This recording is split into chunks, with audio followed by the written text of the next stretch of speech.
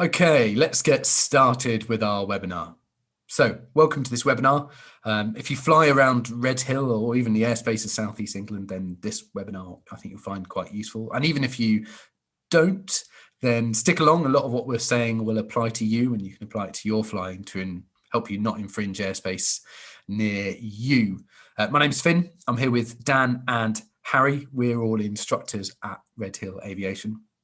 And things we hear from our students and pilots that have got PPLs and come fly with us and get checked out with us is one of the things they're worried about is infringing airspace, especially where we are. We're stuck under Gatwick's airspace.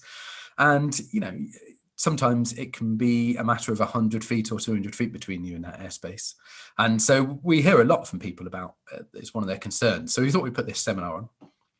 And also after the last lockdown, there was a real big increase in the amount of infringements once everyone got flying again. And, you know, it makes sense. We were all feeling a bit out of practice when we came back after last lockdown. And the same's going to happen again. So really, this is just part of us being part of the community and trying to encourage people to do the right thing and prepare properly. And we're going to share with you some of our potential gotchas, potential mistakes, and ways that you can not infringe airspace and things to look out for, really. It's not just GA pilots either. It's not just GA pilots. There was a big increase in level busts by commercial pilots after the end of the lockdown last time. So it's not just us that's rusty, but it's definitely down to us here to stay out of airspace we've not cleared into. A lot of it's due to being overloaded, running out of capacity. We looked at that a lot in our previous seminar. If you haven't seen that already, the link's going to be in the email that you maybe clicked on this link to get to this video, or at the end, we'll put it in the description below. Or I think you can just check out Redhill Aviation's YouTube channel. So I'd recommend as well following along. If you've got your chart near you, your half-mil South East England chart near you, then get it out and follow along this webinar with us. Or if you've got your iPad or iPhone with something like Sky Demon on, then I really recommend having that to hand as we talk through the airspace in the area. The next sort of hour and a half is going to be full of hints and tips about how to not infringe airspace. Some of these you'll know already, in which case, great, keep doing those sort of things. And really our one aim is that you take away 1, 2, 3, hopefully even more hints or tips about the way you fly, the way you prepare your flights, and how you navigate when you're in the sky. Our aim is really to have you take away just a few things from this seminar that will make you less likely to infringe airspace. And then essentially your time is well spent, and so is ours. That's our real aim from this. A bit later, Dan's going to talk about the visual reporting points around Redhill and some of the things that can catch you out there.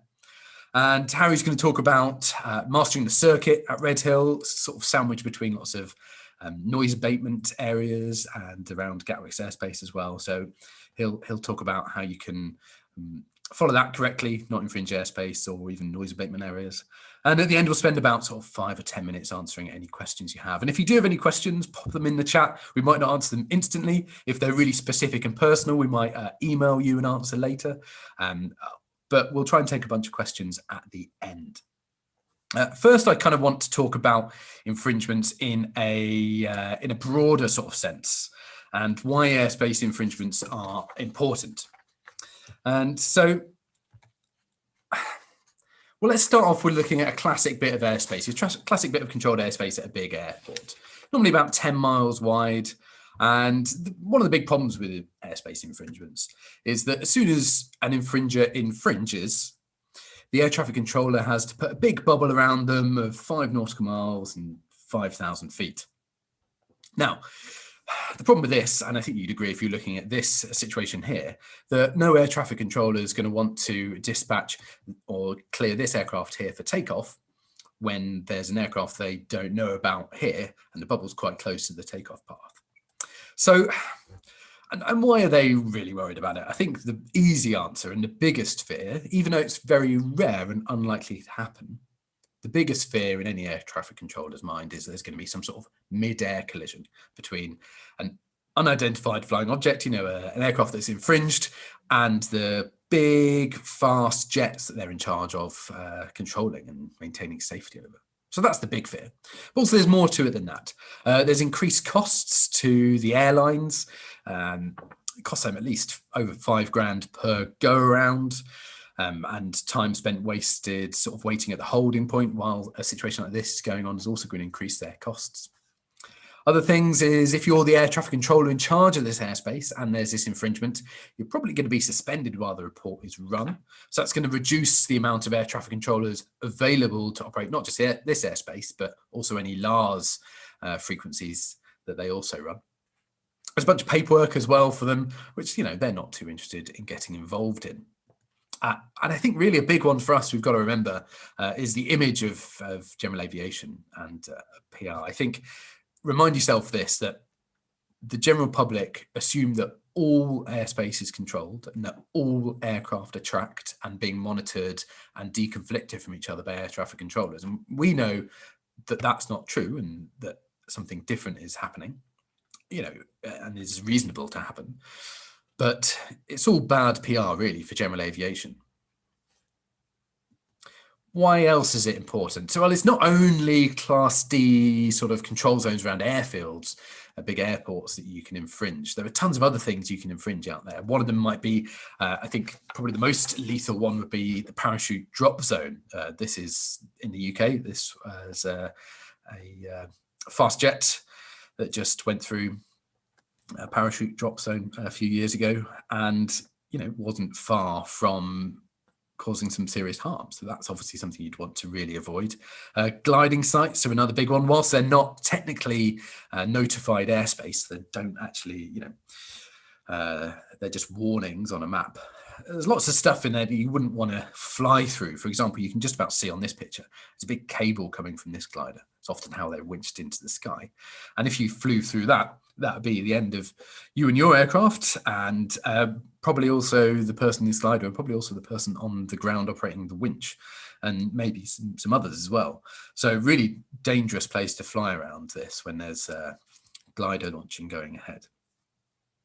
Other things you can infringe are air traffic zones. Now, good reason not to infringe an air traffic zone is because they are one of the most common places to have an air prox if you're in flying general aviation aircraft, is going to be in an air traffic zone around the airfield itself. So really important that you make sure you get the clearance for those before you go in, or at least announce your intentions and have enter the proper dialogue with the air ground controller or information controller that's on.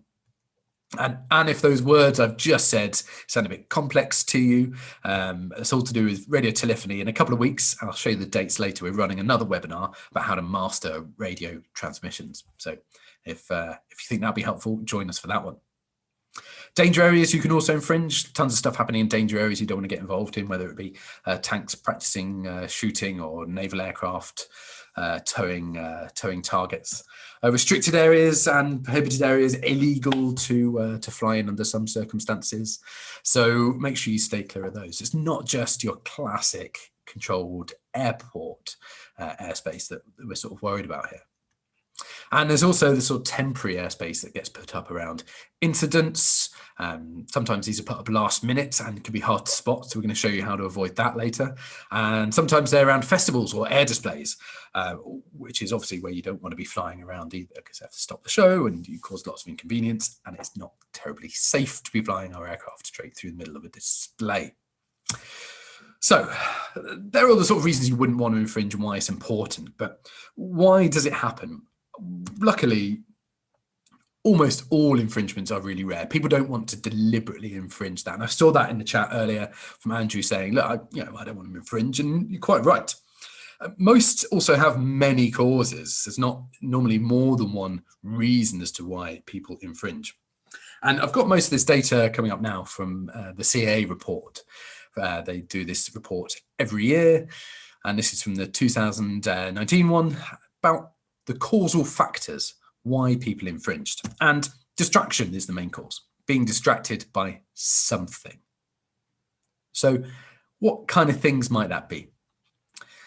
Whatever it was, it caused an unintentional deviation from their plan. They were trying to do something that kept them out of controlled airspace and they were distracted. So that meant they went into it Some of the examples were weather. Some bad weather was en route and they had to go around it and they ended up infringing accidentally.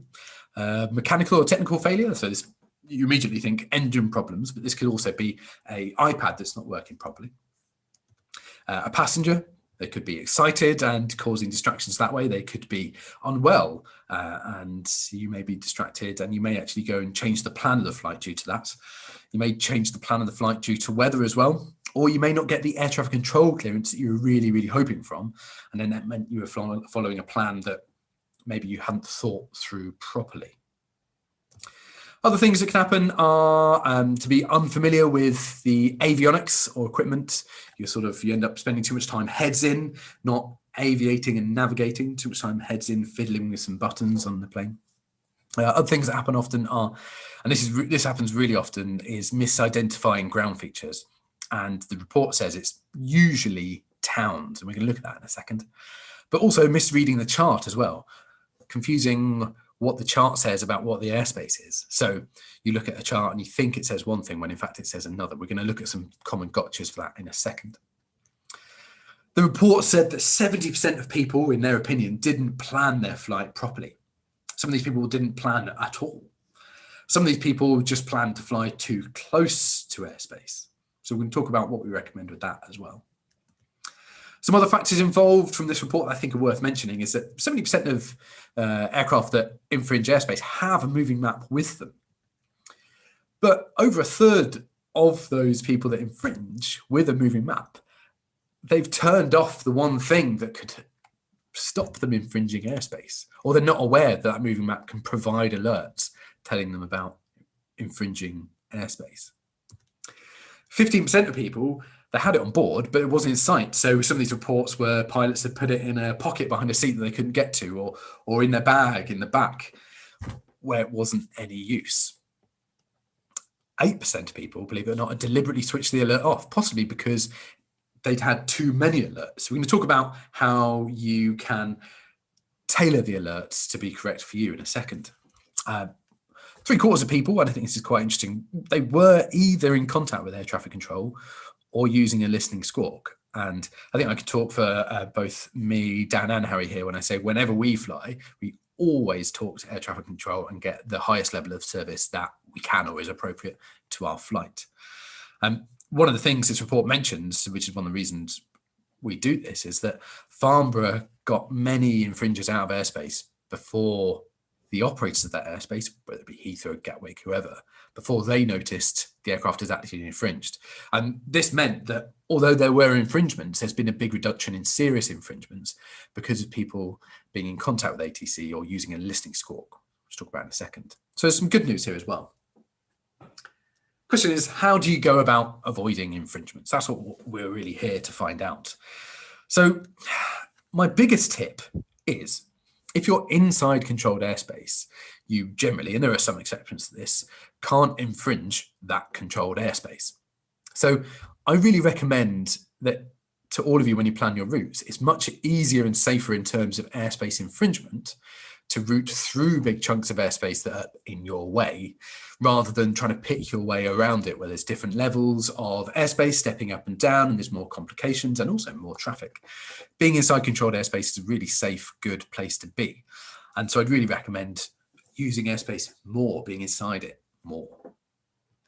Talk to air traffic control. So get a traffic surface if you possibly can. We saw from that report how a lot of the time if you do accidentally infringe, then they can change your infringement from what could be potentially bad to and being much less severe. And then if there are any, if there is anything to come from that, then that is likely to be less severe as well. If you're worried about talking to air traffic control, come to our RT seminar in a couple of weeks. I'll give you the details of that in a second. If you can't get, sometimes frequencies are just far too busy, and it's quite common on a Saturday afternoon for Farnborough to be far too busy to get a word in. While you're waiting, before you can get your word in, and I'd still try and get a service from them if possible, I really recommend wearing a listening squawk. What that means for the radar controller is they can see that you're listening out on their frequency, and if they need to contact you, it's quite easy for them to do so. You can download some kneeboard reminders from airspace.safety.com. I'm going to show you 3 that I really recommend you should print out after this seminar and get on your kneeboard.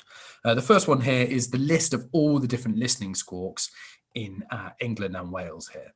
And this is for free. Print this off for free from airspace.safety.com, and it tells you the squawk code you should put into your transponder and the frequency that you should listen to while you've got that squawk code put in. And then if they need to contact you about anything, and I've done this before where they then contact me and offer me a basic service.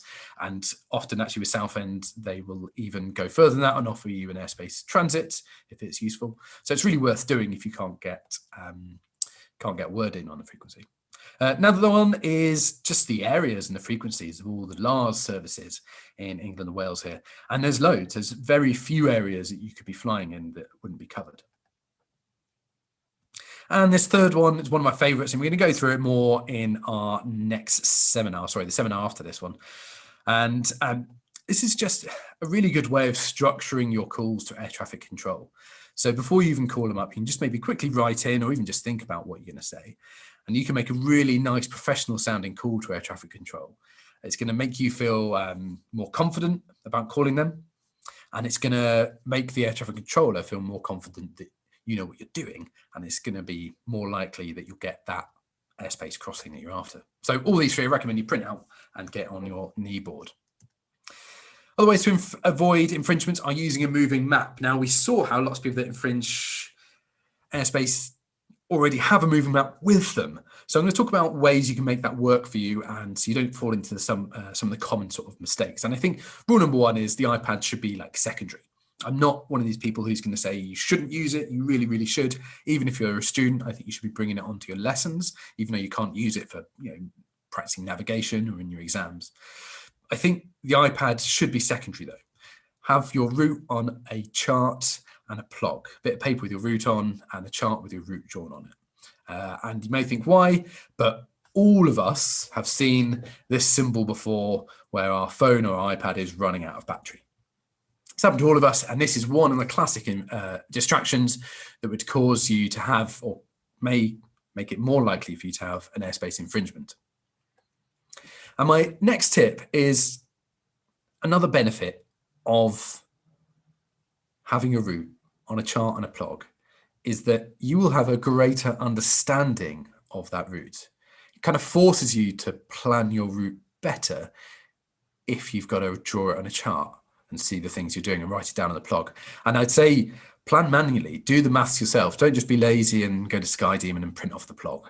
Because then if anyone asks you about that route, or you need to know anything about that route, you won't know because you've let Skydemon do all the heavy lifting and all the hard work. So I recommend plan that route manually. Sure, cross-reference it with Skydemon, but I reckon it gives you maximum situational awareness if you've done it yourself by hand. Don't be one of those people who's infringed with Skydemon running with an iPad. Get those alerts on, turn the volume of your iPad up, all the way up. This way, when it beeps at you, you know you can glance down at it and see what it's warning you of. And if you need to take action, you can take action. I hear a lot of the time, though, that people are worried that they're getting too many alerts. And we saw 8% of people that had infringed had decided to turn their alerts off completely. So I'd recommend against that, but just make sure you tailor your Skydemon so the alerts work for you. Here's how you do it. Head to navigation, settings, your airspace warnings, and make sure you got the warning time down to one that works for you. I recommend 1 minute should be enough. If it's sort of 5 minutes, you can have it going off constantly. You're going to learn to ignore it. And then when you really need it, you will have ignored it instead of actually listening to it. Another thing I really recommend is suppressing warnings for planned airspace. If you know you're routing through some airspace and you've got it on your Skydemon, then you don't want the alarm going off when you're also stressed trying to get clearance through that airspace. So just click on for suppress warnings for planned airspace there. And I think one of the big things with flying with an iPad is I see some pilots sort of attach it almost in front of their face on the glare shield or right in front of them on the yoke. And they're shiny, they can tell us lots and lots of things, but I think the most important thing when you're flying is to be aviating first. And if you're flying VFR, that means looking out the front window. And the next thing is navigating, which means you need to be looking out the window and maintaining really straight and level and looking out for your landmarks. and then maybe glancing at your Sky Demon and your chart. But it should be secondary in your scan. One way to encourage yourself to make it secondary in your scan is to get one of these iPad knee boards. I love these. I recommend them. They're made by this one in particular. I'm sure there's other ones you can get made by this company called Design for Pilots. You have your knee board here with your iPad on. You can look at it, and then if you can see there, it flips shut, and there's a clipboard on the other side, so you can have all your information from airspace-safety.com, your plug, everything you need written down there like a normal knee board. And I think this really avoids the iPad becoming a distraction, but keeps it super accessible. So that's my top tip for that. And then one big thing that report said was that pilots aren't really preparing enough. So let's talk about that a bit. I think often what we really need to make sure we have a plan B. Things will change in your flights, whether they be weather, air traffic control clearances, change a plan for you. Maybe you go up and you don't like the look of the weather and you want to come home. Maybe you get a text message midway through the flight that says, oh, you need to go here, whatever it might be. So always make sure you've got a plan B and probably even a C, D, E, and F. And be familiar with the airspace you're flying through. I've put this bit of airspace up really deliberately. This is new farmer airspace, and it's very, very, very complicated. And on your half mil chart, this is in the area of your palm. This is about the size of your palm, and there's well over 15 different bits of airspace just on this section here. And it's almost impossible for you to read that properly when you're in a turbulent light aircraft at a couple of thousand feet, trying to aviate, navigate, and work out what this all says. So try and get to know it on the ground when you've got some time. So really get familiar with it. Also be aware that you might be asked to take a different routing to the one that you've asked for clearance over. So really get familiar with not just the VRPs that you're going to use, but the other ones around. And I think a really great thing to do for this is either get yourself on Google Earth. There's a link to it. Each of these VRPs is a link to the Google Earth position through SkyDemon on the iPad. Or just get yourself on Google Earth yourself, or Apple Maps, or whatever your preferred method is. Also, lots of areas of airspace, if you go to airspace-safety.com, have got local experts, air traffic controllers, instructors, who've made a PDF that's got lots of pictures of these VRPs on them and what they look like from the sky. So really good things to look at, get familiar with it. Also, you need to get familiar with your aircraft. A lot of the time, people are getting distracted because their head's inside. They're not sure what a certain button's doing on maybe whether it be like a Garmin GPS unit or something like that. We see our aircraft a lot sit on the ground and spend a lot of the time on the ground, really. So one way to make yourself familiar with the aircraft is just go and sit in it. And I know Redhill Aviation won't mind, and I know lots of other owners of aircraft won't mind if while it's not flying, you just go sit in it. Sit in it, get used to the checklist, get used to where the buttons are. If you need to turn it on for a bit, I'm sure you can chat to people about, giving them a couple of quid for running the engine for half an hour, whatever, and just get used to using the avionics while you're on the ground and you've got lots of time to play around with it. Also read the manuals. They're all on the internet for free as PDFs. And you can also normally get simulation apps on your phone or your computer for avionics as well. So really get familiar with the aircraft you're flying. A lot of the time we see airspace is promulgated by NOTAM. Maybe it's open by NOTAM, or it's closed by NOTAM, or there's an event happening. And so before you go fly, make sure you're planning properly and checking those NOTAMs. I really recommend having a good look through the night before, but then also a quick scan through to check nothing new's been added the morning of it. A few things to mention though: if you're using an iPad, such as one with SkyDemon on, make sure it's online and been updated and got all the most up-to-date NOTAMs on it. But sometimes something happens, like if there's a big incident, like a big car crash or something, or a last-minute royal flight, then airspace can be changed at the last minute. So what I recommend, just before you go flying, maybe an hour or two before you go flying, this is really good for on the car, on the train, in the taxi, on your way to the aircraft, is to call the AIS information line. And they'll have any information on any last-minute airspace changes that you might not be aware of. There's the phone number. It's totally free, and you can call it up, and it's just an automated answer phone. So you don't have to worry about speaking to other humans. Other things in your preparation, and this is one of the big things that came out of the causal factors report that we talked about earlier. A lot of people infringed airspace because they were just flying too close to it in the first place, and they planned to fly too close to it in the first place. And you could say that their infringement almost started from their kitchen table the night before, whenever they were planning the route, that they just had it far too close. You'll probably have heard about take two. I really recommend you do. Take two. And what that means is make sure you're always 200 feet above or below the airspace and at least 2 nautical miles away from it. And in fact, I think I'm speaking for me, Dan and Harry here, when we say that even as instructors in airspace that we're very familiar with, we would probably plan more sort of like 3 or 4 miles and at least 300 feet. Just gives you more barrier, more sort of buffer that you probably won't need. And that's a good thing. And I think also just manage your workload. So make sure that you've always got a bit more capacity to give for any distraction that hasn't happened yet. And I think a really good way of doing this is when you're sitting down and planning, maybe plan where you're going to do all your little tasks. At what point you're going to do the next Frida check. At what point you're going to change the tanks. At what point are you going to start making big radio calls. You can plan that in way before you even get anywhere near the aircraft, before you even get anywhere near the airport. You can plan it the night before when you're going to do all your little tasks. And then you can make it so you've always got a nice trickle of workload and a nice amount of capacity for distractions. What that means is when that distraction happens, you're not going to infringe.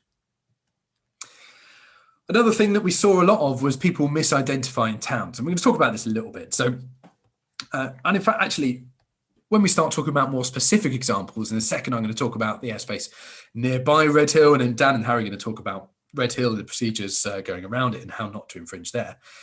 We're going to talk a lot about ground features. And where possible, we're going to talk about unique ground features, ones that are really visible from the aircraft and ones that don't look like anything else nearby. But often that's not the case. Southern England is a beautiful place. It's very green, but it kind of looks the same. Towns look the same. And actually, we're going to look into this in a minute. And what we're going to say to you is, if we're talking about a ground feature, we're always going to either use a unique ground feature or one that has got other things around it to confirm that it is that ground feature. Let me tell you what I mean. So let's imagine an imaginary flight of mine that's going, I want to do some general handling. So I'm going to do some general handling. I'd say to do some general handling, maybe in the area sort of just east of Paddock. I think I'll stay a couple miles east of Paddock and do some general handling around there. And this is what Paddock looks like from the air.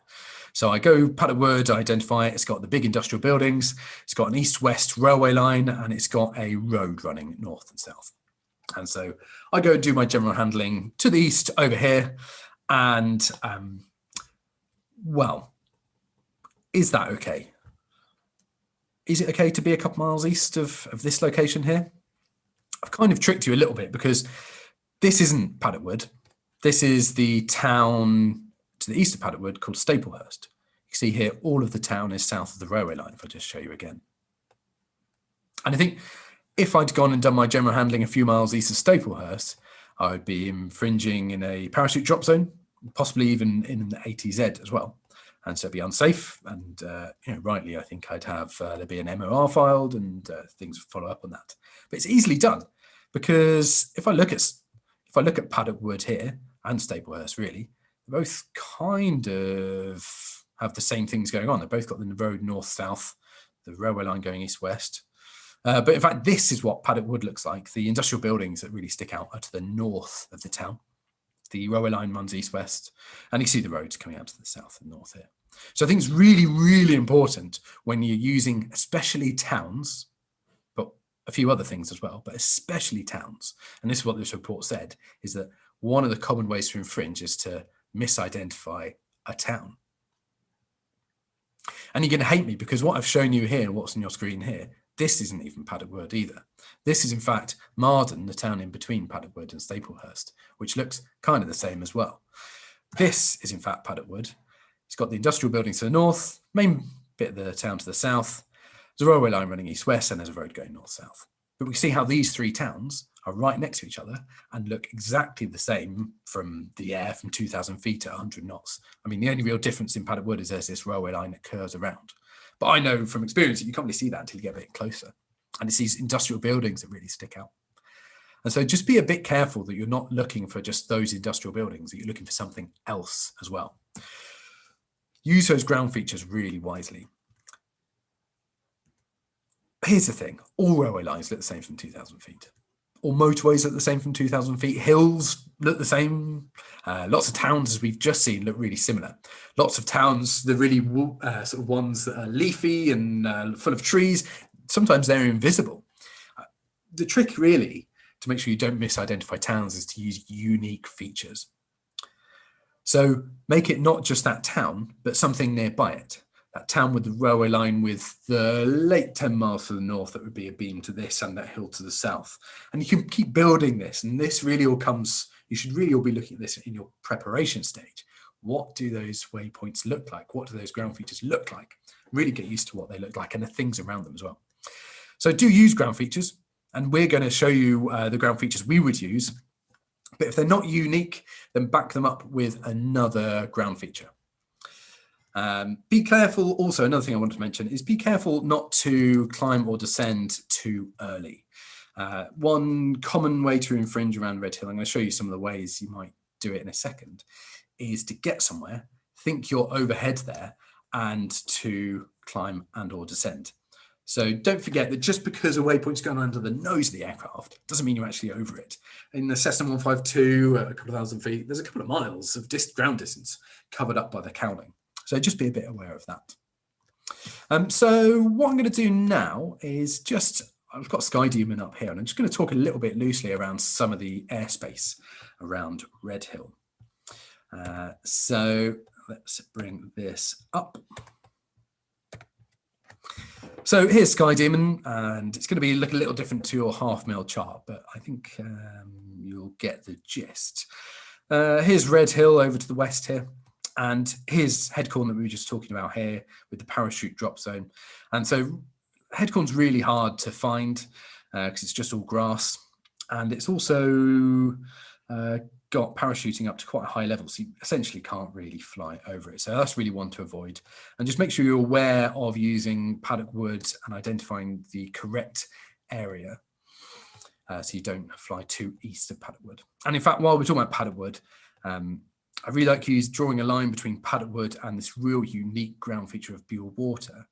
And for me, this just really marks a sort of line here, or to mirror this line here. This is the London TMA. Which goes down to 2,500 feet in the area. Just in this area, I've got my mouse in here.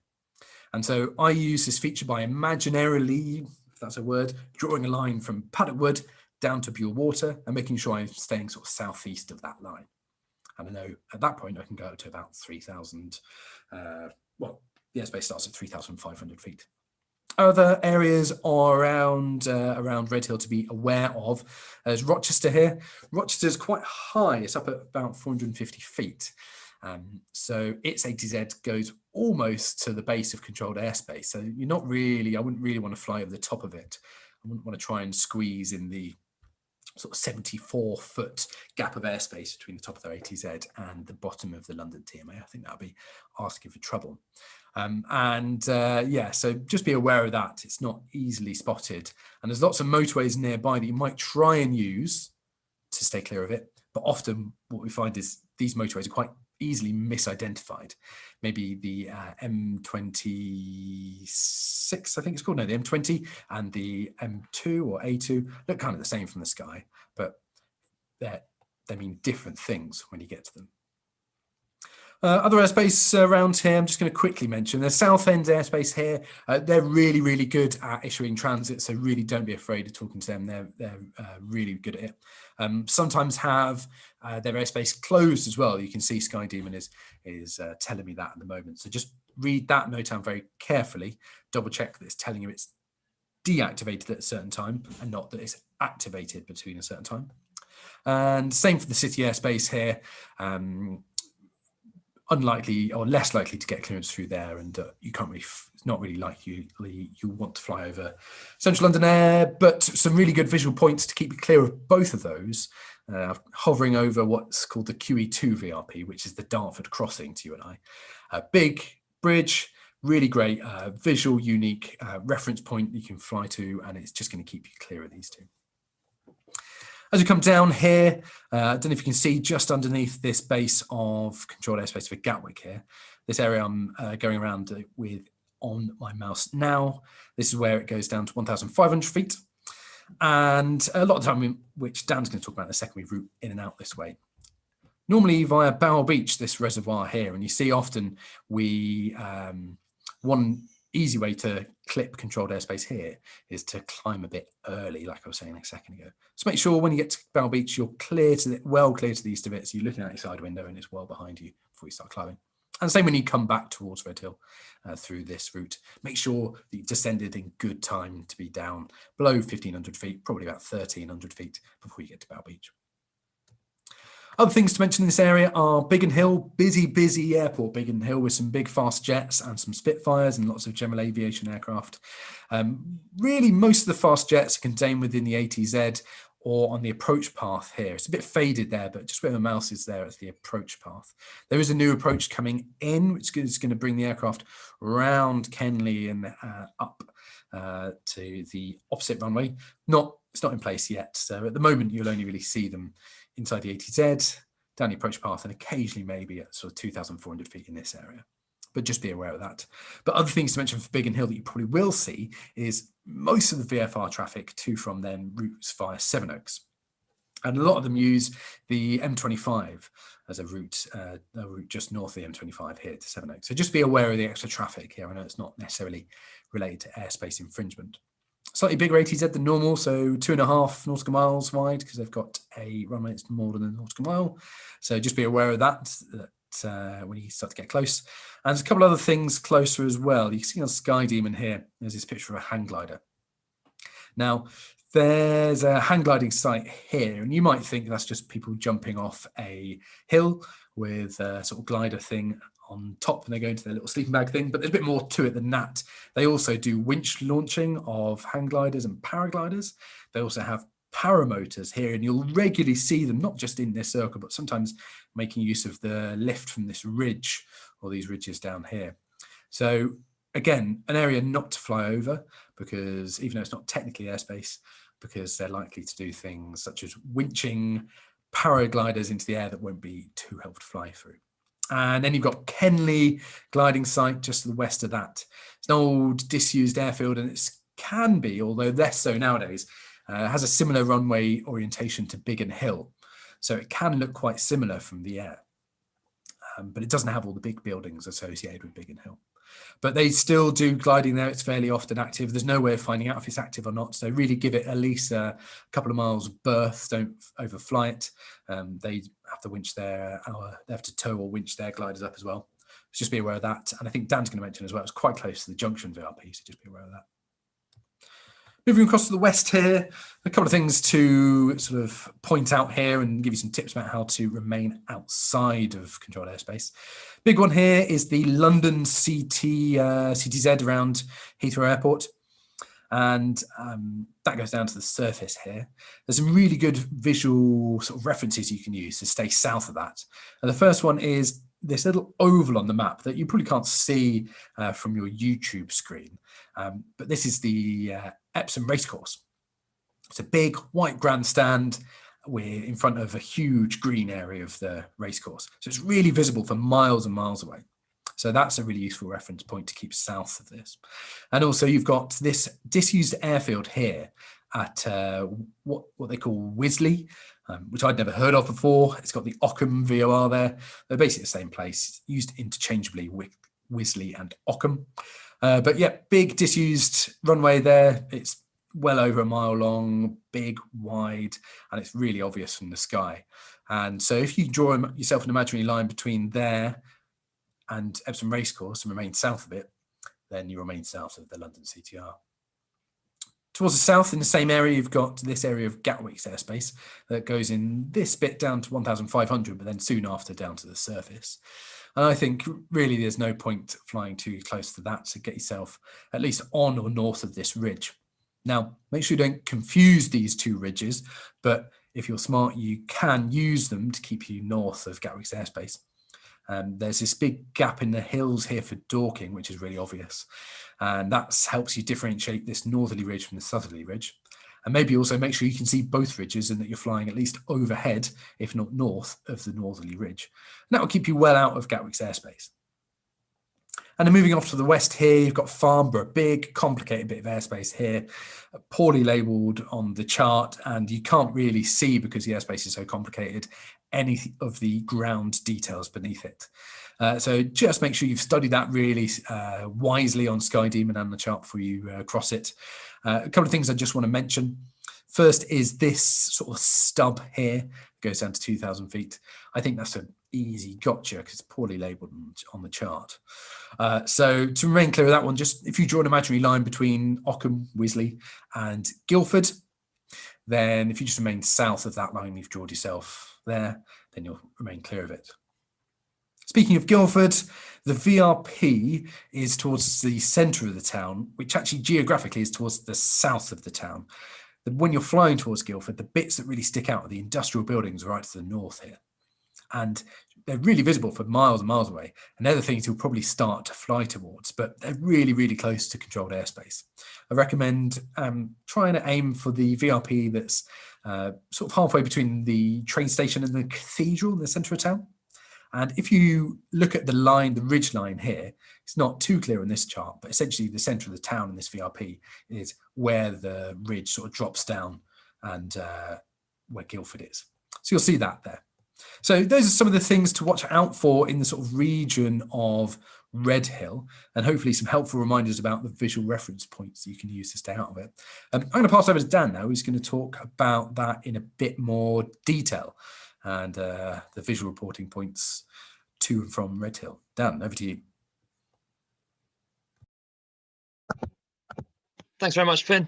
Firstly, before I get going, I'm definitely say that I will be flying over Paddock Wood next time, studying it really, really hard after that trick from Finn. Yeah, it's really worth taking note of the points he's made. So as Finn said, I'm going to be talking about the sort of homing in on Redhill, the VRPs, the visual reporting points, heading in, coming out, and also a little bit about the ATZ. So I'm going to start off by talking about the ATZ. Very quickly, it's designed to protect the traffic in the circuit and in the vicinity of the airfield. So the standard dimensions of the ATZ, we've got in alignment with the runway, it's either 2 nautical miles or 2.5 nautical miles in radius, and that depends on the length of the runway. So as Finn said, if it's more than a nautical mile, 1,850 meters, then it's going to be 2.5 nautical miles. Either which way is going to be 2,000 feet in height. If you're unsure about ATZ, a really good place to look is the Skyway Code. It's got some really, really useful information on there, well worth a read. If you're looking to enter the ATZ, and depending on the control service, if you've got an aerodrome control service, permission must be granted. You must get clearance to enter. And if there's an aerodrome flight information service or an air ground, then you need to get the appropriate information before going into the ATZ. I'm now going to talk about the VRPs at Redhill. There are 4 of them, so I'm going to go through each of them in some detail. So visual reporting points, we've got Godstone Railway Station at South Godstone, and we've got Buckland, we've got Godstone Town, and we've got the M25, M23 junction. So you can see they're spread around the airfield. We've got South Godstone and the railway station. We've got Godstone, the junction, and Buckland out to the west of the airfield. So let's have a look at Godstone Town first of all. So as Finn said, it's really important to not just use one feature to positively identify something. We want to look for at least 2. So I'm going to give you some top tips about identifying each of the VRPs here. So first of all, with Godstone, it's a little bit of a boot shape. So you can see sort of a left-hand boot, the actual town. We've got the M25 running to the north of the town. So that's a really useful thing to use to identify. With coming in to Redhill, so coming in from the east, it's quite difficult to spot the town itself. However, there is a large quarry slightly further west, and that's going to stick out like a sore thumb. You're really easily going to spot that. So I'd recommend if you see that quarry, that's a really good thing to use if you're coming in for Godstone. There is a small lake. Again, it can be used to identify it. And so really the top tips there, use the M25, use the town, use the lake, and use the quarry. There can be things that you can identify Godstone. Just be aware you have got terrain, especially if you're orbiting or you're coming in at a lower altitude. You do need to be aware there is a ridge line of terrain. So make sure you know your MSA, make sure you know what altitude you're planning to fly, and obviously altitude monitoring. It's really important. So top tips or gotchas with Godstone: don't mix it up with Oxted. So if you're heading out of Redhill, there's going to be two towns. The first one you're going to see is Godstone, the second one is Oxted. It's pretty straightforward as you're heading out, but when you're coming back in, you're going to see Oxted first, and it's quite easy to get confused and identify that as Godstone instead. If you make your radio call at Oxted, then obviously no one's going to know where you are. If you've got other traffic arriving and departing, they're not going to know where you are. ATC is not going to know where you are. So it's really important, as Finn said, to positively identify that waypoint and use two of the features at least. As I've said, coming in from the east, it can be quite difficult to spot Godstone, so use the quarry, really useful feature there. And as I've said, be aware of the terrain. We've also got, if you follow the M25, you've got big in airspace, as Finn's mentioned as well. So the other waypoint, or the VRP to the east, we've got South Godstone Station. A little bit more difficult to spot. It's not quite as pronounced as Godstone. But we have got the massive east-west train line, Redhill to Tonbridge. It runs all the way along. Really easy to spot and a great line feature. We've got the town slightly to the north. This is actually the town of South Godstone. It's not very big, so it can't always be easy to spot in the air. We've got the A22 running roughly north-south, so again, that's something you can use to identify. And so really they're the best things to use to positively identify South Godstone Station. Gotchas there, quite often the clearance that you'll receive is going to be to Godstone Station. If you're busy, you're flustered, you don't hear it properly, you might just hear that as Godstone. So you do need to be aware, obviously there are two different VRPs, and if you're cleared to Godstone Station, then you need to route to South Godstone Station and not to the town itself. As I've mentioned, it's not a big landmark. It can be quite difficult to spot, so use the train line. There's a builder's yard there as well, which is quite useful to see, especially when you're sort of very close, and use the other features as well. I'm going to go on to orbiting in a minute, so I'm not going to cover that one. Next one, I'm really not going to speak a huge amount about this. It's the massive, impossible to miss M25, M23 junction. You've got two main motorways, you've got spirals of road everywhere. It's so easy to spot. But obviously you need to positively identify it using at least two features. So you've got the M25, you've got the M23, and you've got the town as well. Be aware at the junction, Kenny Gliders, as Finn's mentioned, you know, it's potentially quite a busy area there, so make sure you're looking out. And also the M25 is a really common line feature for GA traffic, sort of heading east-west. So really good lookout if you're in that area. And obviously there's terrain as well, as with Godstone, you've got the ridge. So if you are north of the junction, just be aware of the terrain. Again, have your MSA written down, know what the terrain figures are, and make sure you're always at least 500 feet, adhering to the 500-foot rule. Final VRP is Buckland. For those of you that fly in and out of Redhill, you probably don't use Buckland a huge amount. It tends to be one that's not very often flown. It's the hardest to spot as well. So there's some top tips for seeing Buckland coming up. So we've got Reigate, which is really easy to spot. So you can use that as part of your identification. The VRP itself is the Southern Lake, so the big lake here. Right now, there's another lake to the north. I've been told that in the summer this actually dries up, so it won't be there. But Buckland Lake, the large one here, you use to identify Buckland. Now, for those of you that have seen this, this is going to be really obvious. And if those of you that don't know what I'm on about, next time you fly to Buckland, you can use this as a reference point, and it's really easy to spot. You're going to see, if you're heading from Redhill towards Buckland, there's a chalk triangle on a cliff, and that's a really useful reference point. If you head towards that, then you're going to be on a good track heading towards Buckland. So that's a useful top tip for you. Also be aware of helicopters operating in the area, so really good lookout. Again, super important. So I'm going to have a look at the departure procedures from each of the runways and the sort of gotchas and the top tips for each of those. So I'm going to run through really quickly. So if we're departing off of runway 26, if we're heading to the east, then we're going to be using Godstone as our VRP. So with this departure, we're going to track the extended centre line to Bentingwood, which Harry's going to cover when he talks about the circuit later on. And then we're basically going to join the right-hand circuit and depart via downwind to Godstone, remaining south of the A25. If we're heading to the west or to the north, then we're going to use Buckland. So again, we've got that chalk triangle, which is really useful. With the Buckland departure, it can be a little bit difficult. It's really important that you remain clear of Reigate, but inevitably, because of the airspace, you are probably going to just clip the edge. So if you follow this sort of track, then it will keep you clear of Reigate, but more importantly, no infringement on Gatwick. So we're going to track the extended centre line until Bentingwood. Now, I'm going to talk about the airspace in just a second, but if you have a heading written down, it's really useful for this departure. So heading with 305 degrees, obviously adjusted for wind, works really well to get you to Buckland. Remain to the west of Reigate and the built-up area. It's noise sensitive. We don't want to be flying overhead.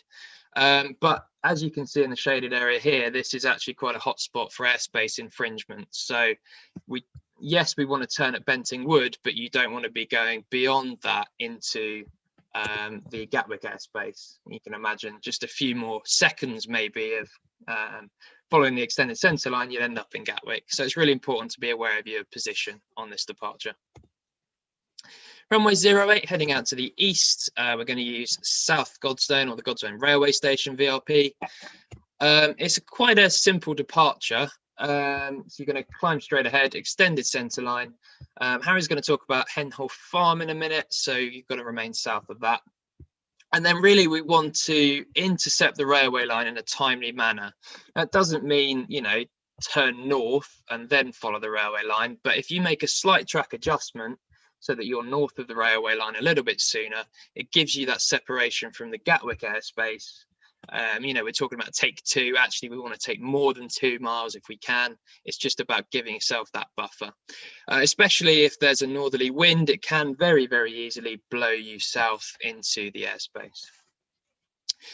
Heading to the west or to the north from runway 08, it's going to be a junction departure, so it's quite straightforward. Track the extended centre line to cross the M23, remain south and east of Henhoff Farm, and then turn north towards the junction. Really beautiful reference point to use, very straightforward to get to. As you can see, Henhoff Farm is here, so we want to just continue past it and then make the turn. We don't want to fly overhead. So runway 1836 is a little bit more tricky, less used, probably less familiar in your mind. So I'm going to put a bit more emphasis on the departures here. So runway 18 has its challenges. Obviously, we've got Gatwick's airspace so close to the centre line or the approach path. So we're heading out to the east. We're going to use Godstone Station. With this departure, it's really important to get that early left turn in. So we're going to take off, follow the centre line briefly, and then we're going to make an early left turn to track parallel to 08. So it's more than a 90-degree turn, as you can see here. We're then going to make a slight turn, intercept the railway line, and then remain north of that to South Godstone Station. Harry's going to have a little bit of a chat about circuits later on. So the 1836 circuit is something really important to refresh yourself on before you fly, especially if you're not based at Redhill and you haven't flown it before. As you can see, you've got the Gatwick airspace so close, so extending that upwind leg, you're going to be in real danger of airspace infringement. There's a hot spot towards, as you can see, in the shaded area. So if you were to, for example, turn 90 degrees and not fly parallel to the 08 track, then you could end up clipping this area of Gatwick's airspace here. Or if there's a northerly, if there's a wind, then you could be drifting into that area. If we're heading 18 to the west or to the north, then we're going to use the junction again, early left turn, track parallel to 08, and then we're going to turn towards the junction. Again, really nice reference point to use.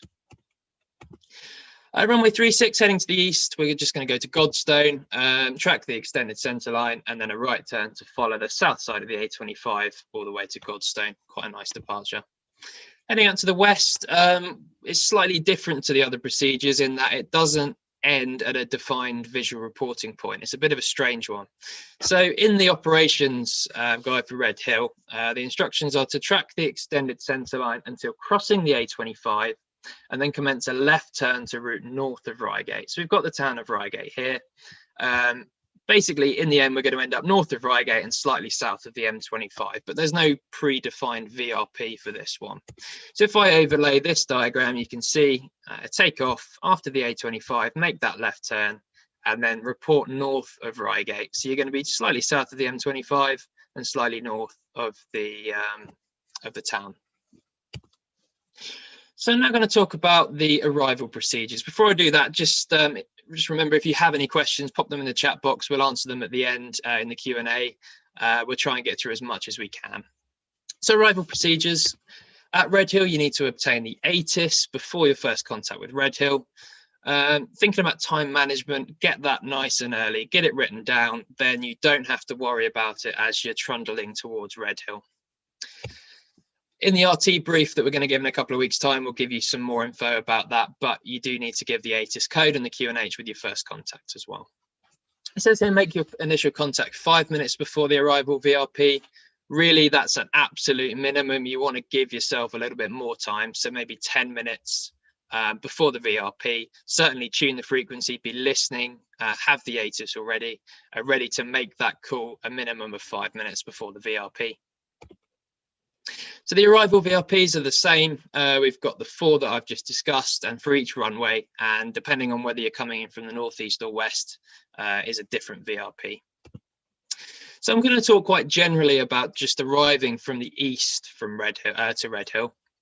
And as Finn's mentioned, we use this reservoir here as kind of like a funnel into the Redhill area. So it's called Bow Beach Reservoir. It's such a useful feature for us coming in from the east. And it's so useful as well because you can see that it literally lies on the airspace boundary where you've got to be below 1,500 feet. So as Finn said before, you know, don't leave it to the last minute. You want to be nice and low so that you're not going to infringe on Gatwick's airspace. The chances are if you're over the lake above 1,500 feet, you're going to be infringing on the airspace. So get down nice and low, certainly with a nice buffer before the airspace. A bit of airmanship. You can imagine if the departing traffic is using Godstone and the arriving traffic is using South Godstone, then there's going to be essentially this one-way system going on to the east. And so if you're coming in and you know that you're going to be routing towards South Godstone, good airmanship dictates that if you aim towards the south end of the reservoir, you're going to keep nice separation from the arriving traffic, which is heading out towards the north. Likewise, if you're coming in and Godstone's the VRP, head towards the north of the reservoir. It allows the departing traffic to stay nice and clear from you to the south.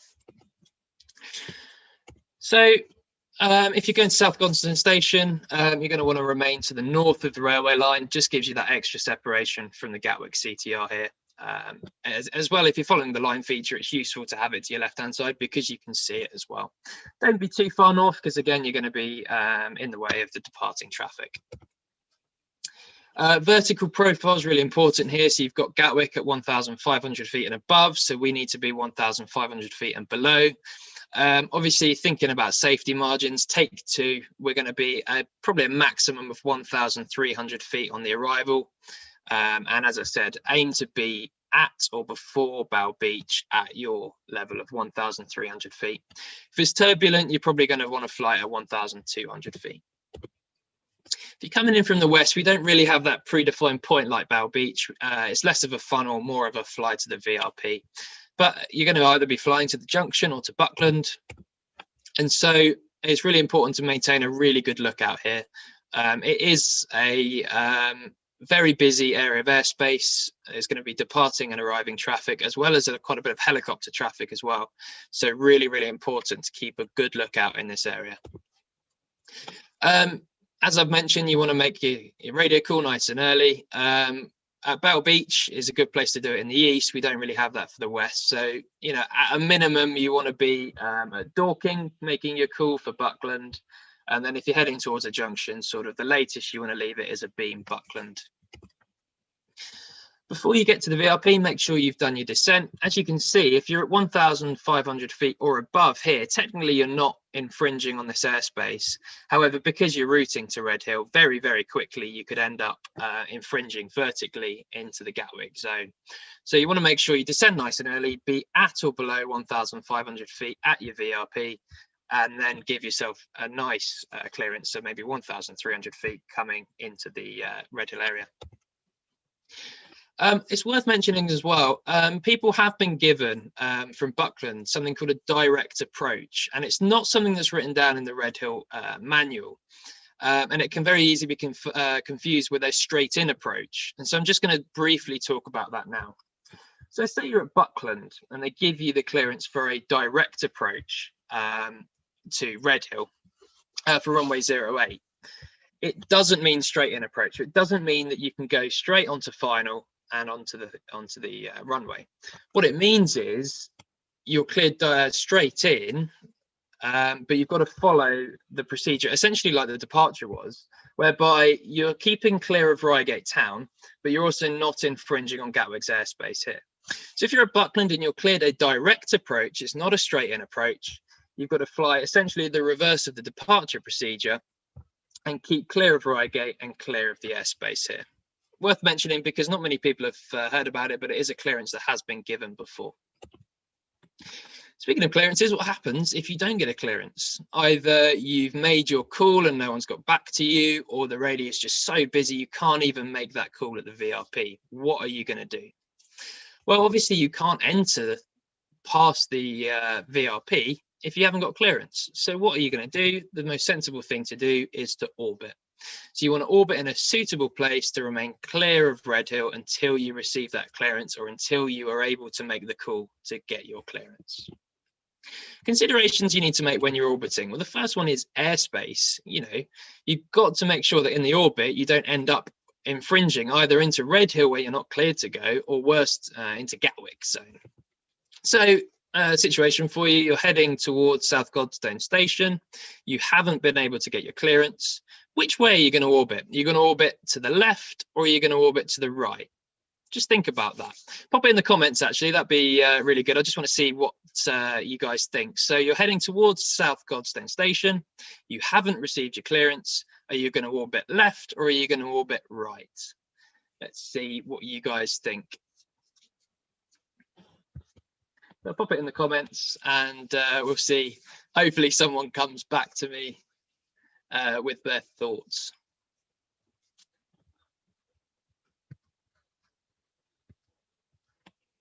Okay, no one's. Oh, here we go. Michael Parker, thank you very much. Right, brilliant. Reason for that, you've got Gatwick airspace. You know, you don't want to position yourself in an orbit where you're getting closer to airspace.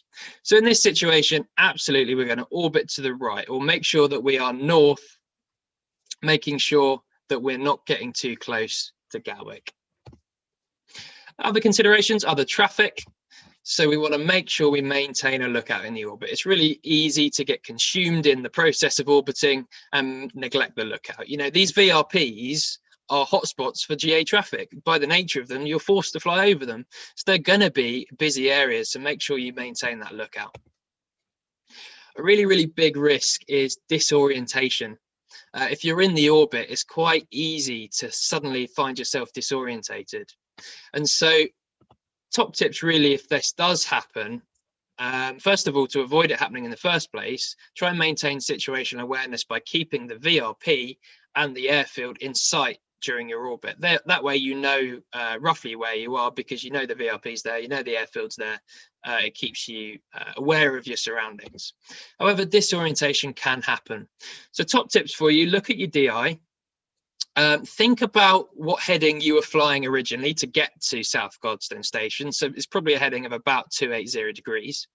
If you think you're disorientated or you don't know where you are, roll out on 280 degrees, get your bearings right, VRP, airfield, then re-enter the orbit. It's much easier to gain your surroundings again from a wings level position as opposed to being in the orbit.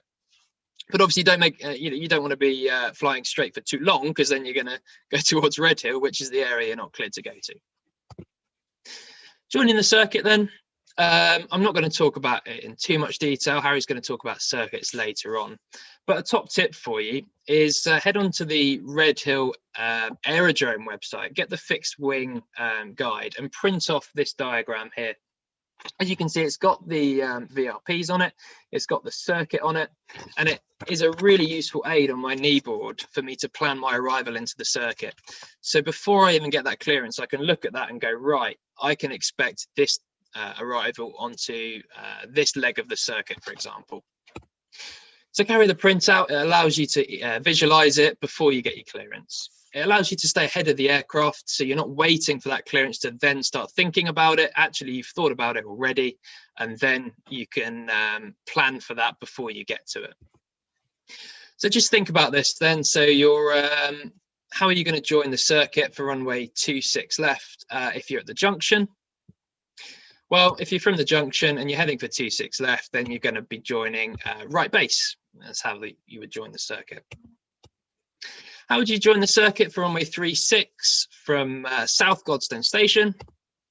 Well, you follow the railway line slightly to keep you away from the airspace at Gatwick, and then you join on that parallel to the 26 final, not perpendicular to the runway, and then you turn onto the short final for runway 36. Harry's going to talk about this in the circuits in just a second. Finally, you might think because Redhill has one direction for fixed wing circuits that you could just do a standard overhead join. That's not the case at Redhill because yes, there's one direction for fixed wing circuits, but on the opposite side, you've got the helicopter circuit. And so if you were descending on a standard overhead join on the dead side for fixed wing, you're actually descending on the live side for helicopter traffic. And as a result of that, Redhill have created a procedure for an overhead join that is non-standard. So for an overhead join, if you're cleared to do so, enter the ATZ parallel to the runway in use, aim to fly directly over the tower.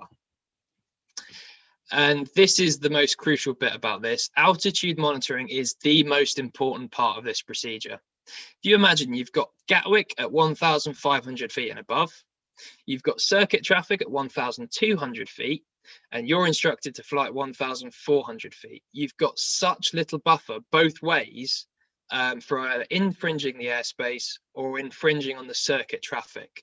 So altitude monitoring is the most important thing to be considering during this procedure.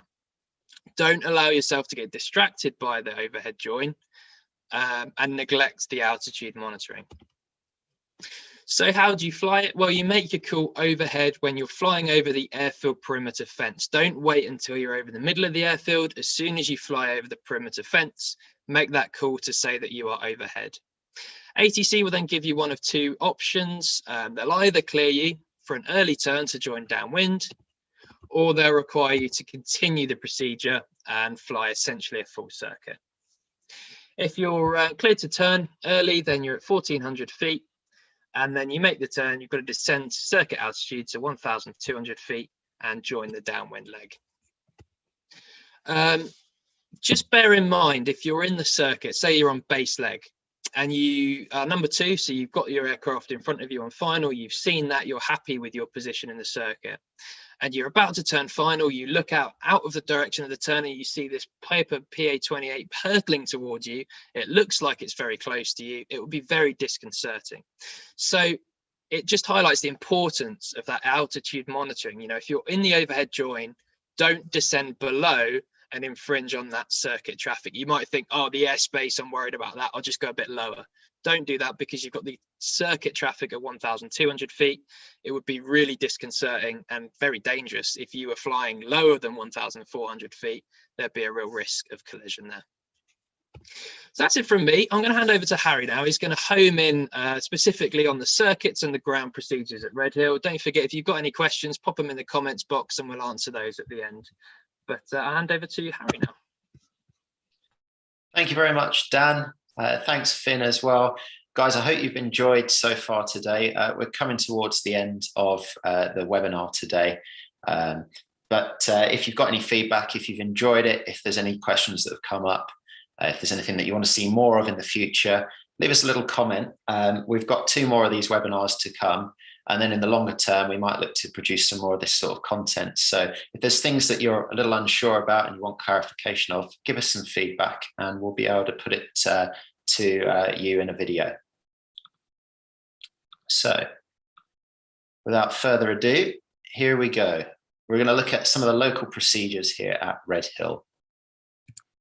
For those of you that are students and you've not yet got into the circuit, I hope you'll find this a useful section. It's certainly worth getting your instructor to point out some of the features that I talk about in this section in your first few flights, and you can start to build up that mental picture. If you've already entered the circuit, or perhaps you hold a license already and you're watching, then thanks, welcome back, and hopefully you'll find this a useful reminder of how to accurately fly the Redhill circuits. So that's what we'll talk about first. We'll focus specifically as well on the noise abatement. We've mentioned a lot about infringing airspace, but not a lot on the noise abatement procedures. So we'll speak about that. I'll also cover runway 0725 and a little bit of information on the use of that runway, along with the ground procedures here at Redhill.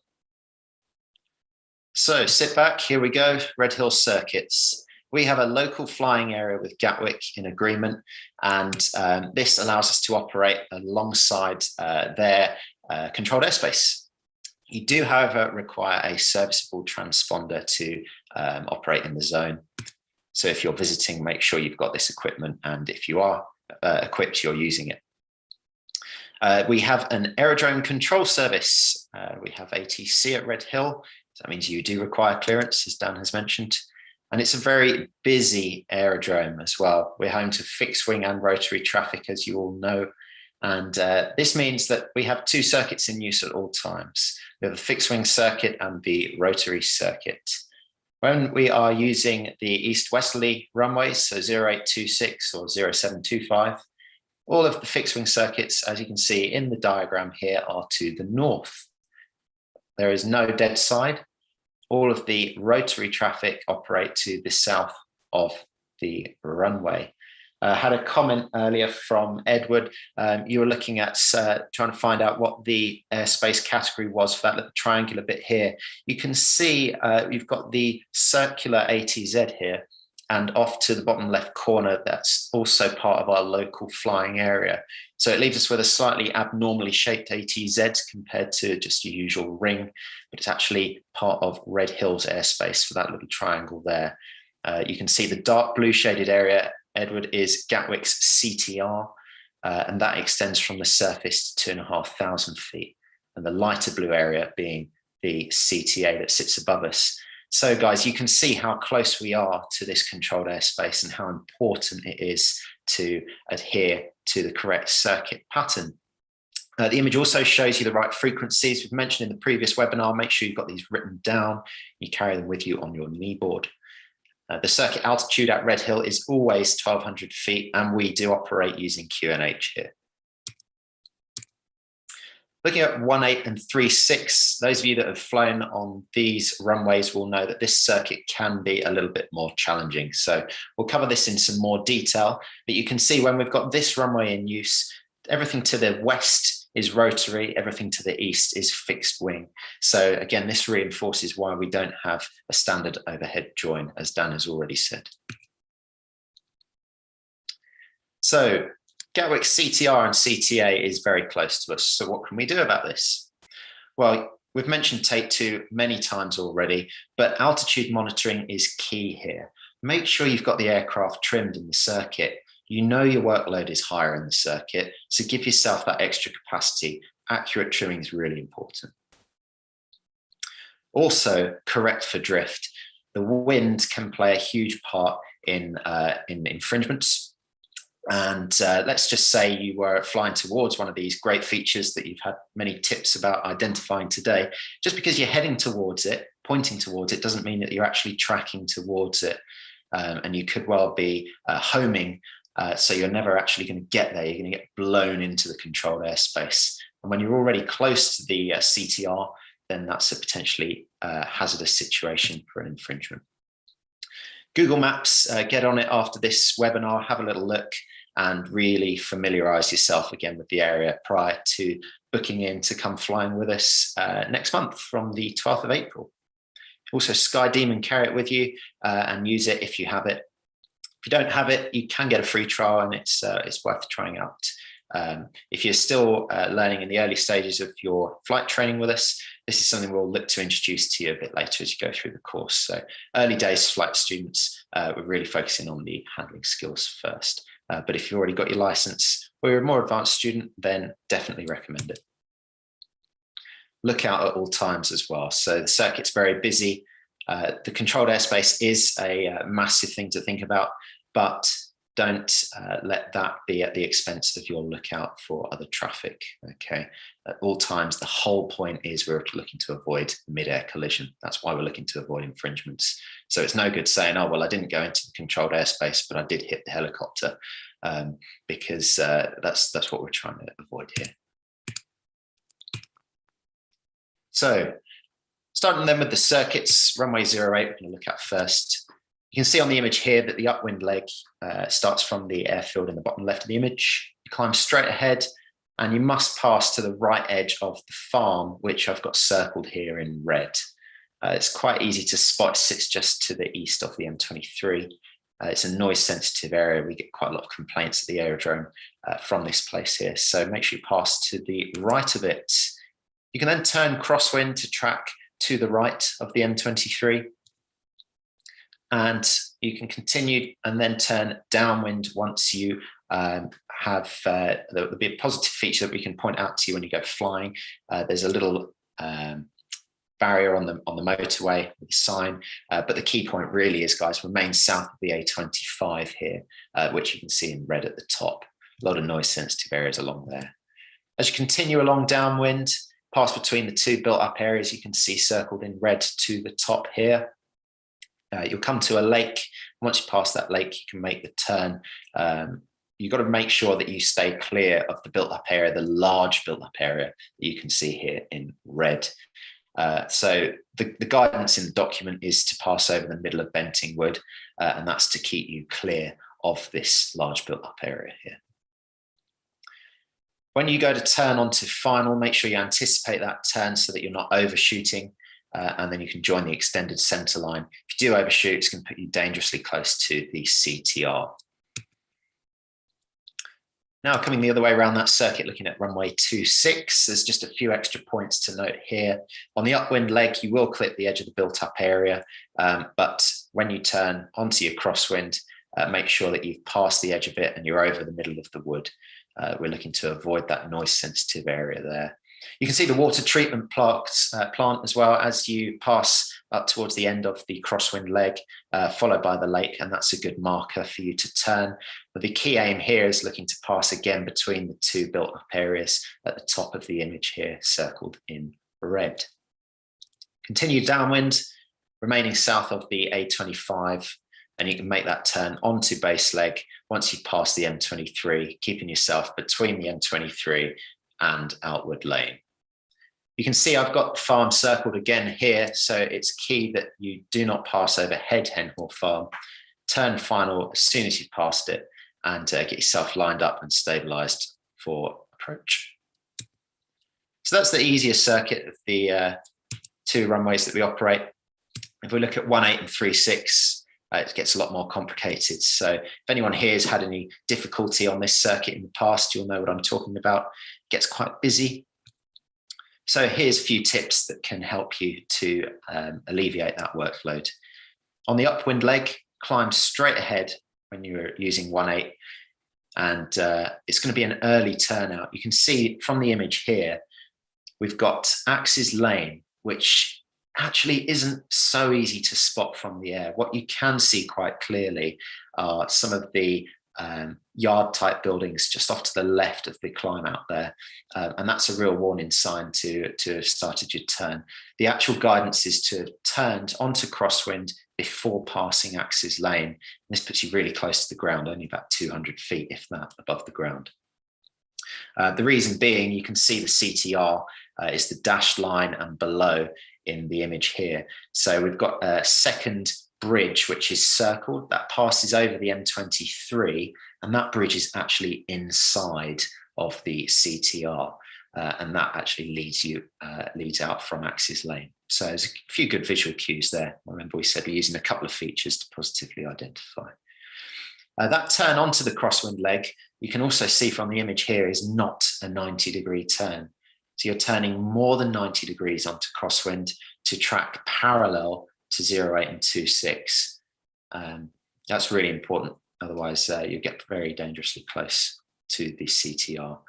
Keep the Burstow Park farms. This is a separate farm from the one we mentioned earlier, slightly further south and east of the airfield. Keep that one to your left before you turn, and then continue on the downwind leg, keeping Henhall Farm to your left also. That's circled here on the right of the image. You can see there's a large built-up area here over to the left-hand side of the image. You'll keep well clear of that if you make your base leg parallel to 08 and 26. So wait till you pass that and then make the base leg turn, and then turn to join the extended centre line for 18.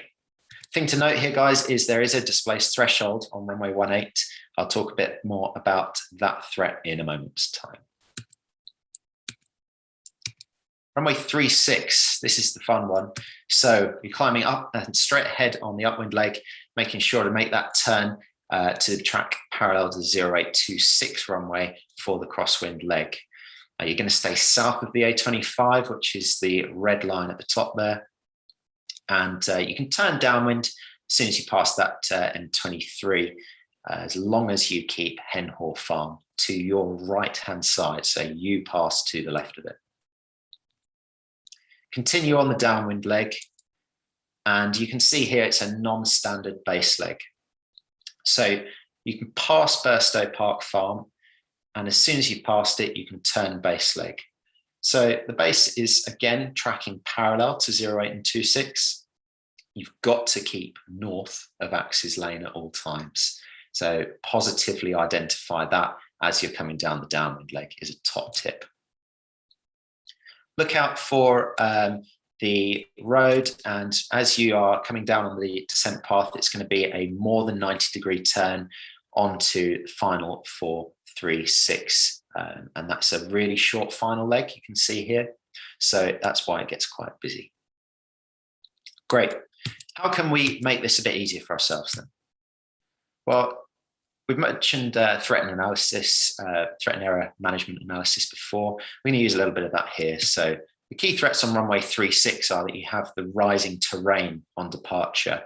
And anyone that's operated on there on a hot day where the climb performance isn't quite as good will know that that could be a real problem if, say, you had a rough running or a partial engine failure or even a full engine failure on departure. So consider what you would do in the event of an EFATO, an engine failure after takeoff, and brief yourself in part of the pre-departure brief. Also have a look on the Google Maps and get familiar with some of the local fields in that area. There's the non-standard base to final that I've just mentioned on runway 36. What can we do here then? Well, configure earlier for a start. It will give yourself more time. Get your landing clearance from ATC earlier. They are typically quite good at this and will issue it on base leg. If you haven't had it though, just give them an update and make sure you call base leg. You're going to be low to the ground. Speed is going to be low. You're going to have the flaps down and banked conditions. So the stall speed will be slightly higher in a turn. And so, you know, you're in a potentially hazardous situation here. Key point, monitor your speed in the turn. And that should hopefully keep you nice and stable. If you feel that you're unstable at any point, remember you don't have to go around on final. You can go around before final if you feel that you're unstable on base leg. Key point on that as well, if you do have to go around on 3.6, I'd like to see a comment left on this and I'll address the answer at the end. If you have to go around on 3.6 and are you going to keep the runway to your left or to your right once you're in the go around? So you're climbing away, or you keep the runway to your left or to your right? Think about what we said earlier in terms of the circuit. I'll answer that one at the end. Key threats on 1.8, we have that low level early turn onto the crosswind leg. So again, you're low to the ground, speed is low, monitor your speed closely. There's the displaced threshold as well. This is a real hazard. If you land before the displaced threshold, it will be an MOR, which is a mandatory occurrence report, and the CAA would be in touch. So that's not something you want. Make sure you confirm your aiming point, and you can do this as well nice and early on the final approach. Also, before you go flying, make sure you've done the performance calculations, because landing after the displaced threshold means that you've got slightly reduced distance compared to what you would normally anticipate. At any time, if in doubt, go around. Okay, that's the key point here. So a couple of people have said, keep the runway to the left, rotary circuit on the other side. Michael, that's spot on. Absolutely. If you were to pass to the right, on landing for runway 36, you're going around on base leg, and if you were to keep the runway on your right, you'd be in the heli circuit. So you must keep the runway to your left. Good points, guys. I think, Ed, you've got that one there as well. Great stuff. Okay, moving on. Runway 0725. You can see in the image here, it's much smaller than our main runways, but it's really useful because it helps us to keep operating throughout the winter months. I'm not sure what we'll be on when we go back at Redhill next month, so keep an eye on the NOTAMs. You can only use 0725 when you've flown a seasonal checkout with us at Redhill Aviation, and when it's notified in use by the airfield. It's actually a section of taxiway, which is why you see it's narrower than a standard tarmac runway, and it's also shorter. So this can give you the perception that you're too high on the approach. Then what you would typically do is correct for this subconsciously and end up too low, dragging the aeroplane in and on the back of the drag curve. So beware of that, anticipate it, and get yourself familiar with the slightly different perspective. Calculate your performance before you go flying as well, due to the nature that it's a shorter runway. You might need to use a short field technique. It's a great opportunity to practice it and get your instructor to fill in any blanks on that one. It's one that we maybe don't use that often. You don't have to use a short field technique on this runway, but use the correct technique as appropriate for the conditions on the day. Key threats with this one, getting airborne in time. So calculate your performance before you go flying. Make sure you've done your pre-takeoff brief apps or before the hold, certainly before lining up. And on the takeoff roll itself, be sure to check the RPM is set, check the temperatures and pressures, and critically check the airspeed is rising. If you don't have any of those things, make sure you bring the aircraft to a stop. Do not continue the takeoff. If you are coming into land and it's looking a little bit unstable, you're trying to get yourself corrected, maybe you've got low because you thought you were high and it's all looking a little bit messy, just go around. It's a shorter runway and it can get a little bit tricky. So just go around, give it another go, and think about what went wrong on that one. Have a chat with your instructor and put it right on the next one. Due to the nature that it's narrow as well, if we do have a bit of crosswind on the day, make sure that you're only going flying if it's within your limits. That's not necessarily the aircraft limits.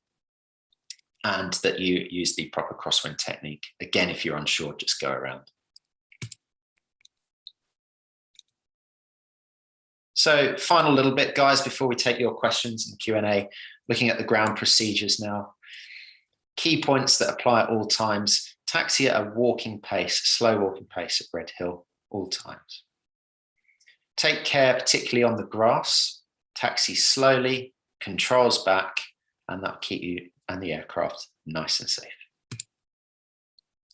Hold points are potential runway incursion hotspots. I'm going to show you in a moment a ground diagram which has all of these. Make sure that you do hold short unless cleared beyond a hold point, or it will again be an MOR. Also at Redhill, you have to be cleared to vacate the runways before you do so. So don't just turn off when you think is appropriate. ATC must clear you. A good tip with this one, if you know you need fuel when you're coming in, let them know in advance because they can plan that and give you the proper clearance to vacate at the appropriate point. I mentioned helicopters, but on the ground, the downdrafts can be really huge. So stay well clear of those when operating. And refueling, you can see on the image here. So here's Redhill Aviation circled, and the fuel is over here. So you'll be told to either enter from Foxtrot North or Foxtrot South, depending on where the wind's coming from. Make sure that you are certain about which one it is. If in doubt, ask ATC. Remember, guys, we've got our RT brief in just a couple of weeks' time, so be sure to tune into that one. Over to the southeast corner, we've got maintenance. It's just useful to be aware of where that is. And those of you that haven't flown into Redhill before or haven't flown in a while, this can be a bit misleading at the top left here between the two lines. It looks like it's a taxiway. Actually, we can't taxi from one to the other there due to a number of obstructions. So that means if the grass is not in use, if it's hard ops, there's a bit of a one-way system in place. So what does that mean? Well, if the grass is in use, then we'll be using, say we're using 2.6. This is the expected taxi routing over to the Alpha taxiway and holding at Alpha 2. However, if we've, say, got 0.7 in use, you'd be staying on the hard and taxiing down to Delta 2. And 0.8, you'd expect either Delta 3 or Golf 2, which is on the grass there. If you've got 3.6, expect a taxi on the taxiway Delta, holding to Delta 1. And this all just helps to build your mental picture before you taxi. Make sure you carry one of these with you in your kneeboard. 2.5 is going to be a backtrack and then line up. And if we're using 1.8, then you may be instructed to cross 1.8, but do not do so unless you've been cleared. And then taxi up Echo, and there's a run-up point off to the right-hand side of taxiway Echo. The other option here with runway 18 is you'd be cleared to Golf 3 for a departure from the either, well, it's up to you. You can request the full length if you so desire, but that would involve a backtrack. If you don't request it, then the chances are ATC will give you a departure from the displaced threshold. So just make a mental note of that. Also, guys, Golf 3 is a bit of a hotspot for incursions for us here. So be aware if you are doing your power checks at Golf 3, then that you give yourself sufficient clearance from the runway. And if you're going to make that turn to line back up and get yourself ready for the departures, you can check down if there's any traffic on final approach. Again, you're going to turn to the right to keep yourself clear of the 18 runway here. So that's everything from me. If you've got any questions, fire them away, and I'm going to hand back to Finn just now, who's going to wrap everything up, and then we'll address your questions. Thanks, Harry.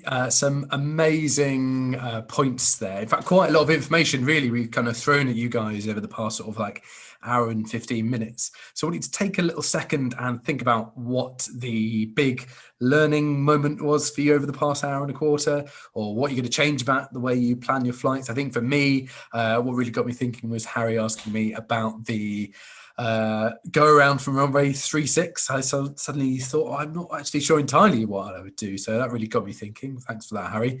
And yeah, Dan, great point about keeping on the railway line for as much as possible. That southeast corner of Redhill, really commonplace to infringe. So yeah, just take a second, think about what you have learned from the past hour and a bit, and what you're going to change about stuff. Feel free to share that with us in the chat if you feel like doing so. If you want a bit more information about this subject, infringements, I've gone on about how great I think the Airspace safety website is. You can also see things like replays of infringements that have happened, and they go through what happened from both the pilots and air traffic control's point of view. Really worth watching. The Redhill Aerodrome website, it's got loads of great stuff on it, including some of those circuit joining diagrams that you saw the guys show you. So you can print that off for free and go and have a look at, go get that on your kneeboard as well. Redhill Aviation website, some great stuff on the downloads page if you head there. Big fan of it. More stuff for your kneeboard. The Skyway Code, I'm plugging this loads at the moment. They've just released a new one that's been updated with all the rules sort of post-Brexit and everything. So that's really worth looking. It's free as well. If you go to CAA, it's free to download. If you want a printed version, you can go to companies like AFE and get theirs. little shameless plug for myself. If you want to follow me on Instagram or YouTube for more videos in this sort of field, my handle is Flight with Finn. And Gazco do some interesting sort of airspace infringement courses. There was one yesterday that you've missed, but I'm sure they'll do more. And there's another take on the same subject. So we're doing a few more of these as well. And if you want more on more sort of PPL theory subjects, we're thinking of doing some of those as well. We're doing one really aimed at PPL students. If you're looking at this and thinking, man, it feels like a long time since I've flown. Can I remember everything? What can I remember from before? We're going to run through how to make sure you're back up to speed as quickly as possible on the 1st of April at 6 o'clock. This is hopefully going to help you get up to speed quickly, spend fewer lessons getting back to where you were before than you might have done, and hopefully speed you towards that PPL pass as soon as possible. And if, like a lot of pilots, and you're not alone if this is you, if you're a bit wary of talking on the radio, maybe you feel a bit tongue-tied sometimes, come to our seminar the week after on the 6th of April at 6 o'clock as well. We're going to talk about how to master the radio. Or even better, come fly with us. We're expecting to be opening again from the 12th of April. So speak to James or Reese in Ops. Give us a call, give us an email, fly@redhillaviation.co.uk, and book a lesson with us and get back in the air again. So your questions, there was a few questions we had here. I'm going to kick off with a really good one we had from Stuart, who said, what are your thoughts on climbing and descending sort of east of Bow Beach? And then he went on to ask kind of two questions. One, how do you mitigate the collision risks? And when do you talk to Farnborough? So I'm just actually going to get back up on Sky Demon and show you the area Stuart's talking about. So when you're arriving and leaving Redhill, most of the time, if you're heading out to the east, then you go out via Bow Beach Reservoir, this bit of blue here, this blue smear. And if we're on runway 26, you'll go to Godstone first and then out to Bow Beach. And if you're going a different way, sorry, if you're on runway 08, then you normally go out to Godstone Railway Station and then to Bow Beach. So what you can see here is that a sort of one-way system almost develops by naturally. It's very informal, it's not written down anywhere, but normally if you're going out from the Godstone Station, you'll follow the railway line to the north. I know we'd normally follow line features to the right-hand side, but I think it's sensible to just follow it to the north side here. Then you end up at the south side of Bow Beach. And if you're coming into Godstone or going out via Godstone, you tend to sort of naturally head towards the north side of Bow Beach, just south of this ridge. And you end up with a sort of one-way system going both ways, which mitigates quite a lot of the collision risk. And also keeping a good listen out to the Redhill air traffic control in this area is a good idea, because lots, but not all, lots of this traffic going back and forth in this area is going to be on the frequency. And you can listen out and build up a mental picture of where everyone is. So that's one way of mitigating the risks. When you actually get to Bow Beach and want to climb or descend, Stuart's right in pointing out there's quite a lot of other traffic going around. There's loads of traffic going to and from Sevenoaks, between Tunbridge Wells, routing around the Gatwick zone. What I do whenever I get to Bow Beach, once I'm happy I'm past it, if I'm going outbound, is I have a real good look up and also left and right. If I'm flying a high wing, it makes it even harder, so I lift those wings. This is also a point where I have a look down at my iPad as well once I've had a good look out. I always fly with a Sky Echo so I can see anyone else that's broadcasting ADS-B, and so I can see if there's anyone on there.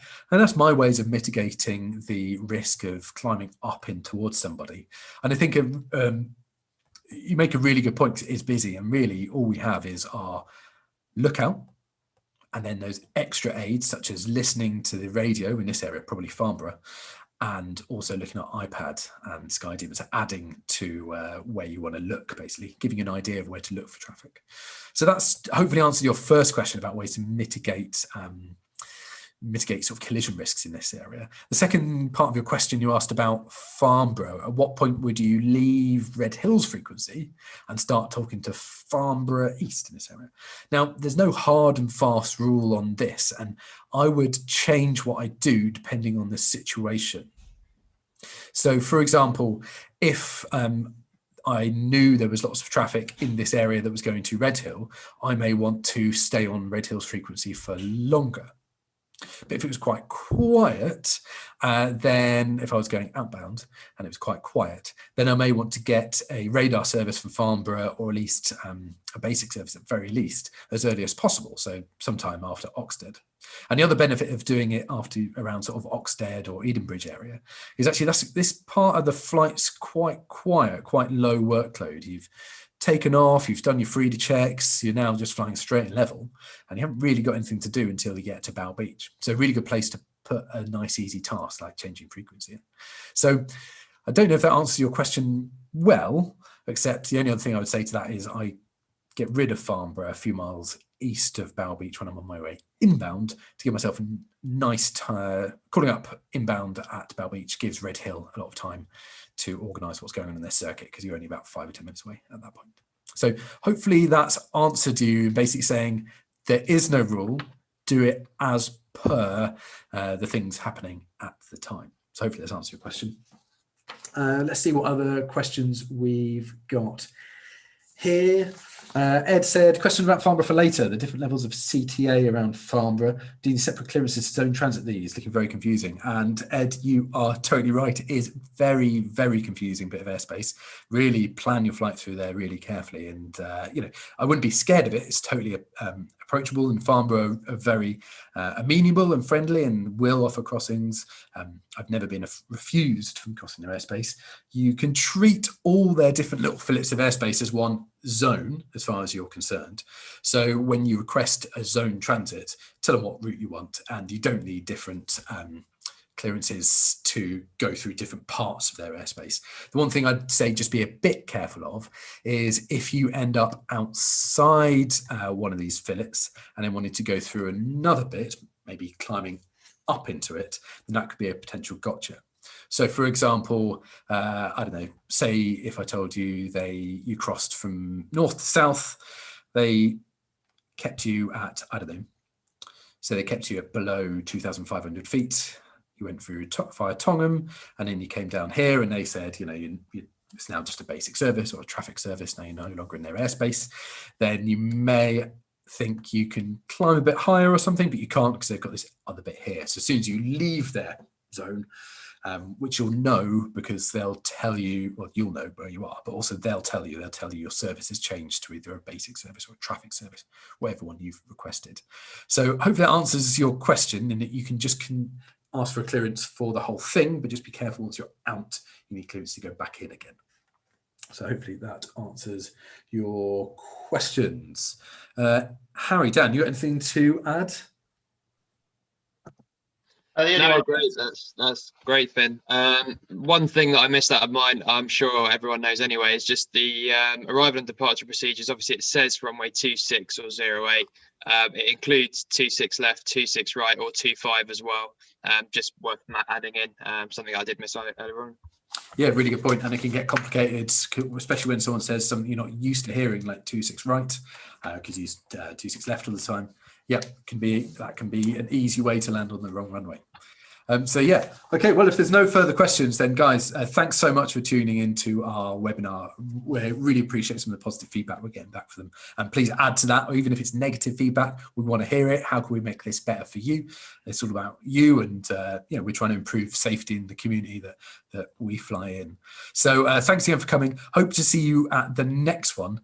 And don't forget, if you or your friends want to show this webinar to anyone else that wasn't here to see it live, you can just send them the same YouTube link that you're watching it on now. So guys, thanks very much, and really looking forward to seeing you all in the club once we get flying again later. Thanks very much.